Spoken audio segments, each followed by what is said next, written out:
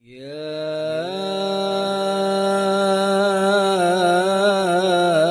Rasulullah.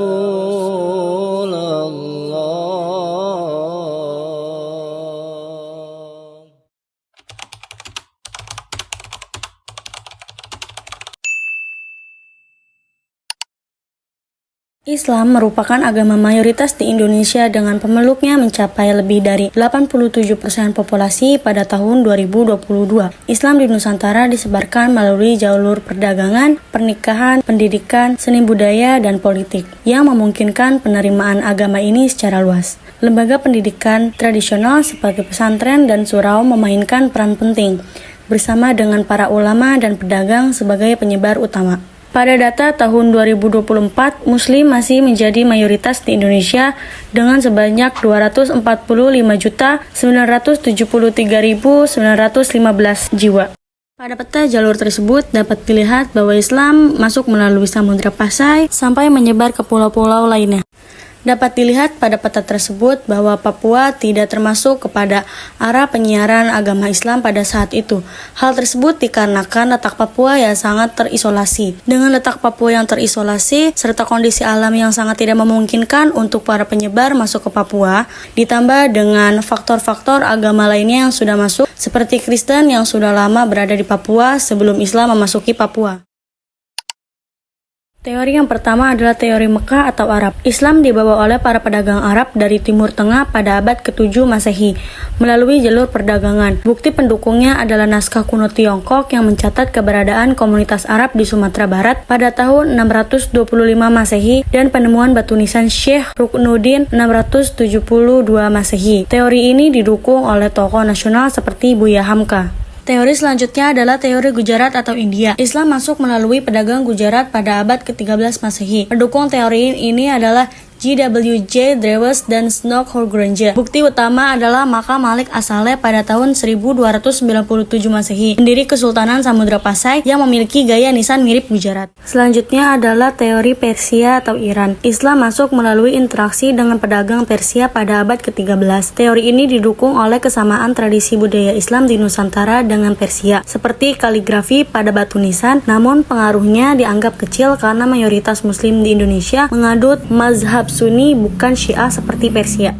Teori yang terakhir adalah teori Cina. Islam datang melalui hubungan antara pedagang Arab dan Cina sejak era dinasti Tang pada abad ke-7 hingga 10 Masehi. Orang-orang Tionghoa Muslim termasuk beberapa anggota Wali Songo memainkan peran penting dalam penyebaran Islam di Jawa. Tokoh penyebar Islam di Nusantara pada Pulau Sumatera ada Sultan Malik As-Saleh, Sultan Alauddin Riyadsyah, serta Sultan Iskandar Muda. Sedangkan pada Pulau Sulawesi, Maluku, dan Kalimantan terdapat Sultan Zainal Abidin, Sultan Alauddin, Dato' Ri Bandang dan kawan-kawannya, serta Tuan Tunggang Parangan. Tokoh-tokoh penyebar Islam di Nusantara di Pulau Jawa. Yang pertama ada Sunan Maulana Malik Ibrahim atau biasa yang disebut Sunan Gresik, menyebar Islam pertama di Pulau Jawa. Selanjutnya Sunan Ampel atau Raden Ahmad, pemimpin Wali Songo menyebarkan Islam di Jawa Tengah. Selanjutnya Sunan Bonang, Makhdum Ibrahim, putra Sunan Ampel berdakwah melalui seni lagu. Selanjutnya ada Sunan Derajat atau Raden Qasim, putra Sunan Ampel berdakwah melalui kegiatan sosial. Sunan Kudus atau Ja'far Shadiq, tokoh agama dan Bupati Kudus menyebarkan Islam di Jawa Tengah. Selanjutnya ada Sunan Giri atau Raden Paku, murid dari Sunan Ampel yang menyebarkan Islam di Blambangan. Selanjutnya ada Sunan Kalijaga atau Raden Said, menyebarkan Islam melalui seni dan budaya, termasuk lagu-lagu seperti Ilir-Ilir. Selanjutnya ada Sunan Muria, putra Sunan Kalijaga yang berdakwah di wilayah Bukit Muria.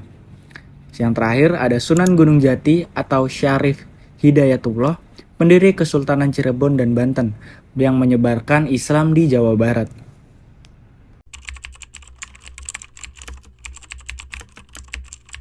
Indonesia memiliki berbagai komunitas atau organisasi penggerak Islam, seperti Nahdlatul Ulama, Muhammadiyah, Ahmadiyah, Ikhwadul Muslimin, dan Jamaah Tabligh dan Salafiyah. Namun, kini terdapat dua organisasi Islam terbesar di Indonesia, yaitu yang pertama, Muhammadiyah. Organisasi lisan besar lainnya dengan pengikut mencapai 60 juta pada tahun 2019 dan fokus pada pendidikan modern dan reformasi ajaran Islam melalui pendekatan yang lebih terbuka terhadap ilmu pengetahuan yang modernitas dan berkontribusi dalam pendirian sekolah-sekolah Islam modern di seluruh Indonesia. Selanjutnya adalah Nahdlatul Ulama atau yang biasa kita sebut NU. Organisasi Islam terbesar di Indonesia dengan jumlah pengikut mencapai kurang lebih 95 juta pada tahun 2013. Fokus pada pengembangan pesantren tradisional dan pendidikan berbasis kitab kuning yang berperan dalam mempertahankan tradisi keislaman yang berbasis lokal. Yang pertama adalah kutab, selanjutnya ada surau, selanjutnya ada madrasah, yang terakhir ada masjid.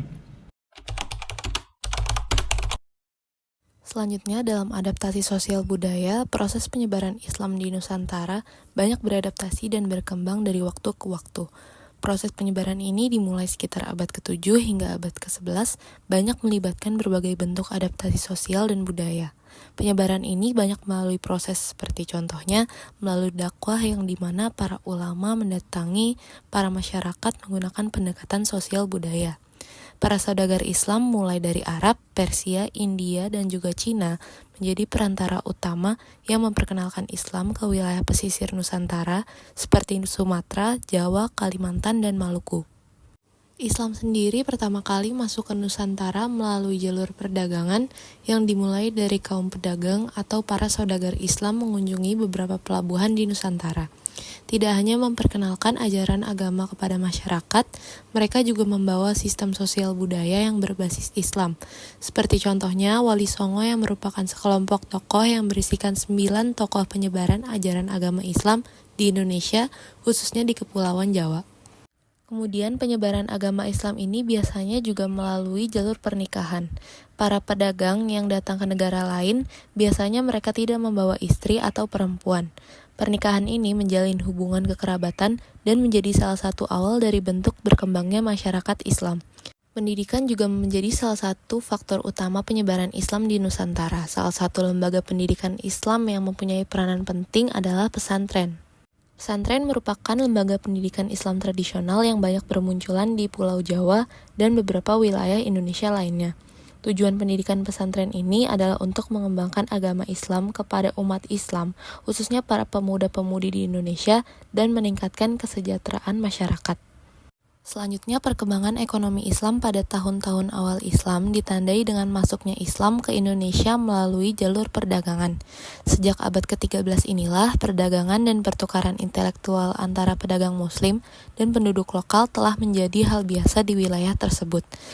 Para saudagar Muslim dan ulama yang mendampingi mereka memberikan solusi cerdas atas permasalahan ekonomi sederhana masyarakat seperti perselisihan dagang, hak monopoli, dan pembagian harta benda jika terjadi perceraian. Selain faktor ekonomi, faktor politik juga memegang peranan penting dalam penyebaran Islam di Nusantara. Islam seringkali dianut oleh penguasa lokal untuk memperkuat legitimasi kekuasaan mereka, membangun aliansi politik baru, dan merespon perubahan struktur kekuasaan di wilayah tersebut. Pada awal abad ke-13, banyak kerajaan Hindu-Buddha yang mulai memeluk Islam, antara lain Samudra Pasai, Demak, dan Aceh. Penguasa setempat menyadari bahwa mengamalkan Islam dapat memperkuat otoritas politik mereka, mendapatkan dukungan dari para pedagang Islam, dan membentuk aliansi dengan kerajaan Muslim lainnya.